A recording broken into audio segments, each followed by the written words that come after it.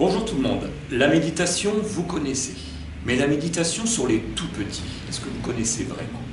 Alors pour en parler, on reçoit aujourd'hui celui qu'on ne présente plus, mais un petit peu quand même, Bernard Baudouin, qui est écrivain, journaliste et même scénariste. Alors Bernard, les études démontrent que c'est dans les premières années de la vie que se posent les fondements, l'équilibre et l'harmonie du chemin de vie à venir.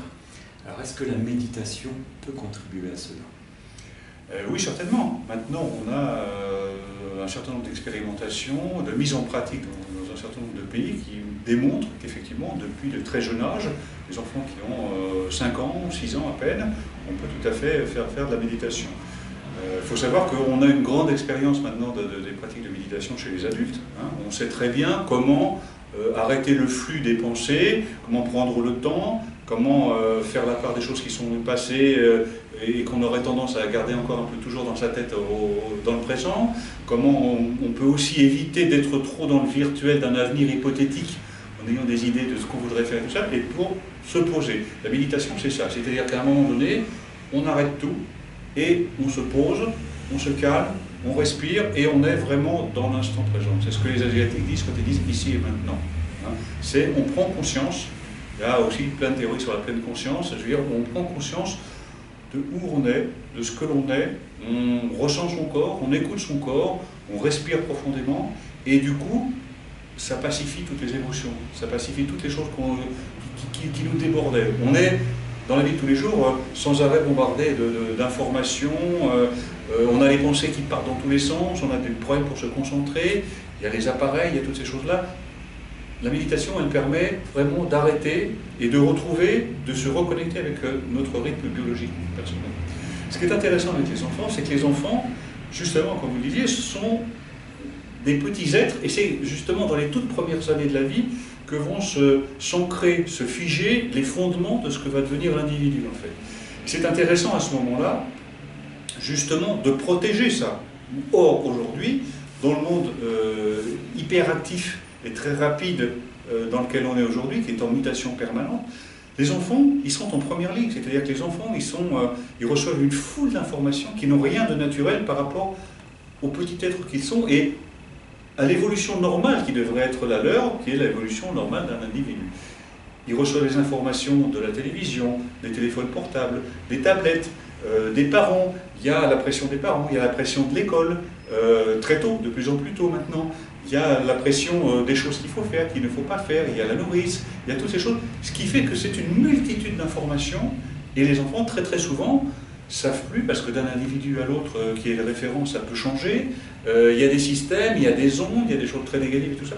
Donc c'est fondamental de prendre le temps avec ces petits individus-là, qui vont devenir, qui sont nos enfants, qui seront l'avenir de l'humanité aussi, de prendre le temps de les protéger de tout ça et de leur permettre d'acquérir les bases qui servent à construire une identité, construire une personnalité, en se protégeant de tout ce qui n'est pas naturel. Ok. Dans le livre, il y a beaucoup de scénarios justement pour aider les enfants en méditation, puisque c'est un petit peu différent quand même que pour les adultes. Est-ce qu'il y en a un qu'on peut offrir aux gens qui nous regardent? C'est-à-dire que moi, ce que j'ai essayé de faire, c'était de montrer effectivement qu'il y a deux grandes possibilités pour la méditation pour les enfants qui se présentent aujourd'hui.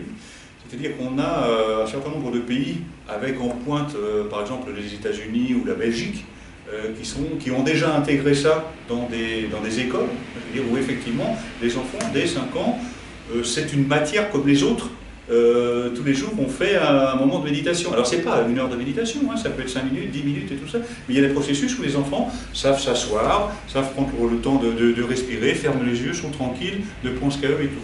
Et on sait maintenant, bon, en France, il y a 2 expérimentations qui sont faites au jour d'aujourd'hui dans des structures, et on sait que c'est quelque chose qui va être en développement, bien évidemment, parce que toutes les études démontrent qu'effectivement, c'est quelque chose qui fonctionne très bien et qui permet aux enfants d'avoir une rentabilité, entre guillemets, dans ce qu'ils font tous les jours, en termes de concentration, de mémorisation et toutes ces choses-là, qui est bien plus grande que quand ils sont complètement dispersés en permanence par toutes les choses qui peuvent les agresser.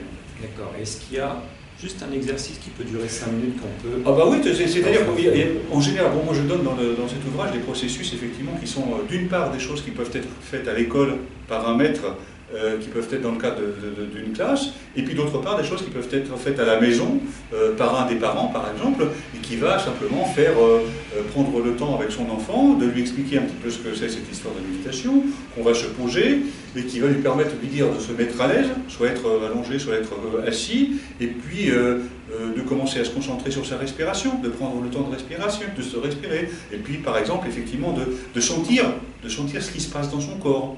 Simplement, vous voyez, de se concentrer, plutôt que de partir de partout, de se concentrer sur le présent, de se concentrer sur le moment, sur ce qu'ils sentent véritablement. Et là, brusquement, on est focalisé sur une seule chose.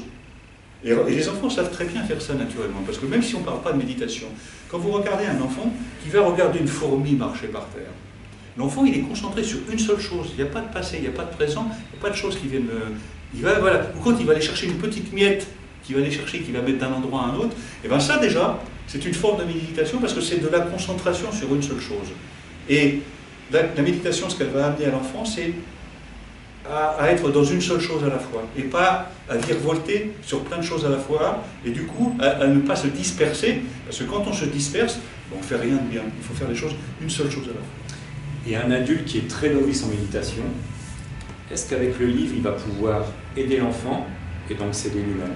Ah bah, de toute façon, oui, parce que moi, ce que j'essaie de faire dans cet ouvrage, c'est d'une part d'expliquer ce qu'est la méditation, d'expliquer tout ce qu'elle peut apporter à un enfant, et dans les exemples que je donne, je crois qu'il peut y avoir une douzaine d'exemples, et pour les parents, je donne carrément le texte que les parents peuvent dire d'une voix toute simple, toute monocorde et sans heurts du tout, et avec le fait qu'entre chaque phrase, il faut laisser un certain temps pour que l'enfant effectivement puisse intégrer tout ça. Donc il y a vraiment la manière de procéder de A à Z sur chacun de ces petits exercices qui quelquefois vont prendre 5 minutes ou vont prendre 10 minutes, mais jamais plus, quoi. Parce que la capacité de concentration d'un enfant... Donc le prétexte de l'enfant va aider toute la famille.